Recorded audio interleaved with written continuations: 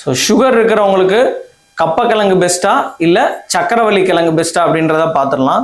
ஜென்ரலாக வந்து சக்கரவள்ளி கிழங்குல வந்து ஸ்வீட்டாக இருக்கும். ஸோ சக்கரவள்ளி கிழங்கு தான் ரொம்ப பேட் அப்படின்னு நினச்சி கப்பக்கிழங்கு சாப்பிடுவோம். பட் அங்கே தான் ஒரு ட்விஸ்டே இருக்குது. வாங்க என்னன்னு பார்த்துடலாம். ஸோ கப்பக்கிழங்கையும் சக்கரவள்ளி கிழங்கையும் கம்பேர் பண்ணோம் அப்படின்னா ஃபர்ஸ்ட் கிளைசிமிக் இண்டெக்ஸ் அது ரொம்ப வந்து ஹை கப்பக்கிழங்குல 94 வரைக்கும் இருக்கு. சக்கரவள்ளியில வந்து 45 to 60 தான் ஒரு மீடியம் கிளைசிமிக். அடுத்து கார்போஹைட்ரேட் அளவு வந்து 38 கிராம் இருக்கு கப்பக்கிழங்குல அண்ட் 20 கிராம்ஸ் தான் இருக்கு சக்கரவள்ளியில.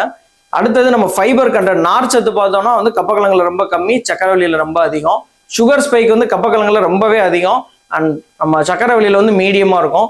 மற்ற சத்துக்கள் பார்த்தோம்னா சக்கரவள்ளியில ஆன்டி ஆக்சிடென்ட் லெவல் ரொம்ப அதிகமா இருக்கு. விட்டமின் சி, விட்டமின் ஏ, பொட்டாசியம்ல வந்து ரொம்ப அதிகம்.